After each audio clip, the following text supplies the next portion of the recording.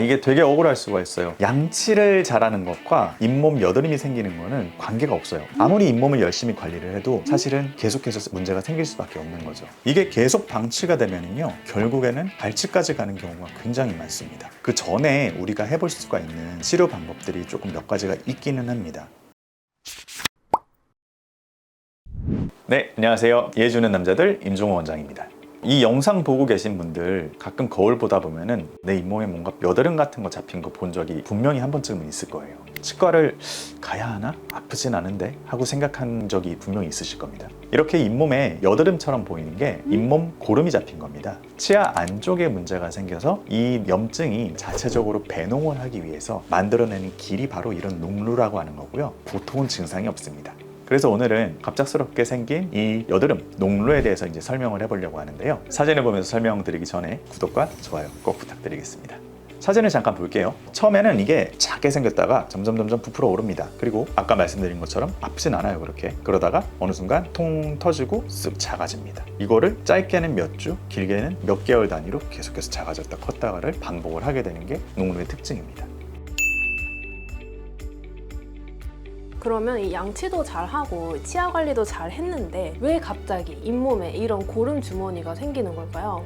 이게 되게 억울할 수가 있어요. 양치를 잘하는 것과 잇몸 여드름이 생기는 거는 관계가 없어요. 왜냐면은 잇몸에서 여드름이 생기는 게 아니고 치아 내부 속이 골마가가지고 그냥 만만한 잇몸을 뚫고 올라오는 거거든요. 아무리 잇몸을 열심히 관리를 해도 사실은 계속해서 문제가 생길 수밖에 없는 거죠. 저도 사실은 이 주제를 준비하면서 진짜 최근에 잇몸 쪽에 염증이 생겼어요.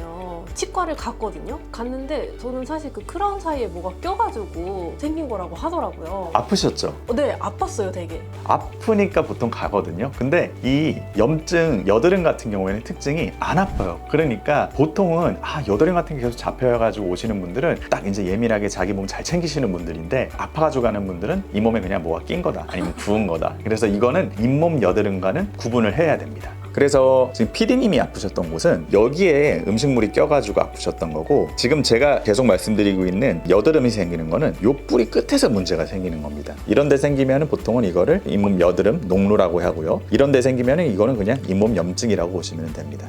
이렇게 치아 내부에 염증이 생기고 문제가 생기는 이유는요, 기본적으로 두 가지입니다. 첫 번째는 세균, 두 번째는 힘.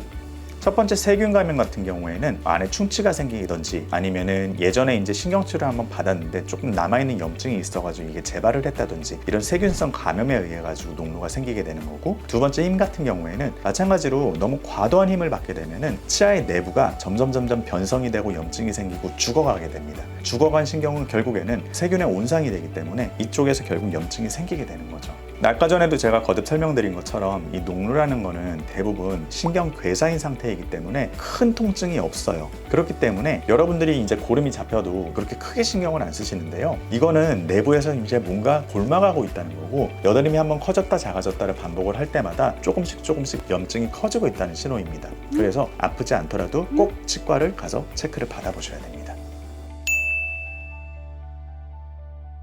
이게 계속 방치가 되면요, 결국에는 발치까지 가는 경우가 굉장히 많습니다. 이게 발치까지 할 수가 있나요? 그 정도로 심각한 상황까지 갈 수가 있습니다. 그 전에 우리가 해볼 수가 있는 치료 방법들이 조금 몇 가지가 있기는 합니다.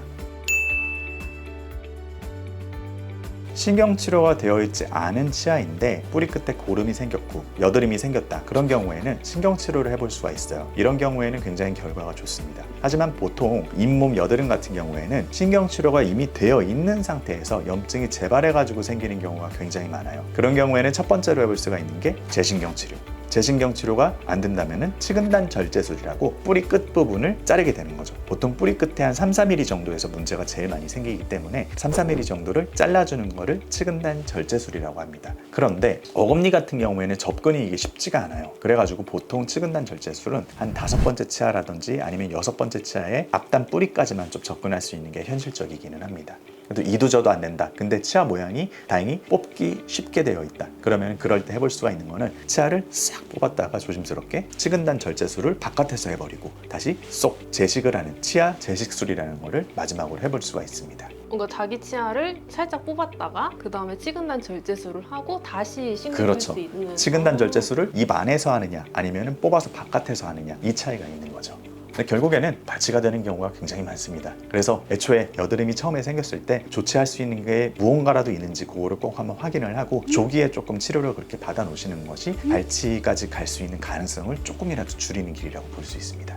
크라운이나 임플란트를 한 치아에 더 많이 발생할 수가 있나요? 아니면 그냥 일반 치아에도 이렇게 생길 수가 있는 건가요? 임플란트는 이제 뿌리 끝에 구조가 없지 않습니까? 그러니까 이제 안쪽에 괴사할 게 없는 거죠. 그래서 임플란트에는 이런 녹루라는 게 절대 생길 수가 없고요. 반면에 자연 치아 같은 경우에는 아까 말씀드린 것처럼 신경 치료를 이미 한번 받았던 치아에서 훨씬 더 빈도가 높게 발생을 합니다. 이게 무심코 넘어갈 게 아니었네요, 잇몸고름이. 아, 그렇죠. 네. 위험합니다.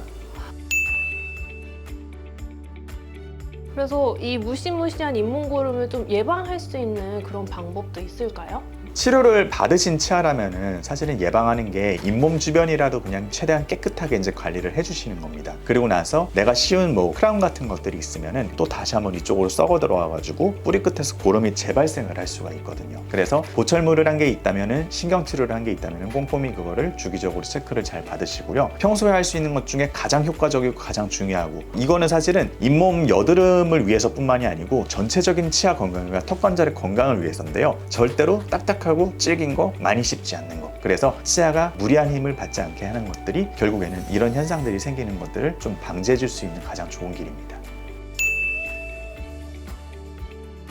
오늘은 잇몸 여드름에 대해서 다루어 봤습니다. 이거는 치아의 잇몸 주변에서 생기는 게 아니고 뿌리 끝에 치아의 내부에 문제가 생겼을 때 생기는 현상입니다. 근데 이 현상의 특징은요, 이미 신경이 죽어 있는 상태에서 고름이 잡히는 거기 때문에 나는 안 아파요. 하지만 안 아프다고 해가지고 멀쩡한 거는 아니거든요. 계속해서 이런 고름이 잡히고 부풀었다 터졌다를 반복할 때마다 안쪽에서는 내 몸은 조금씩 안 좋아지고 있는 거기 때문에 반드시 한번 생겼다 그러면은 가가지고 체크를 꼭 받아보시기 바랍니다.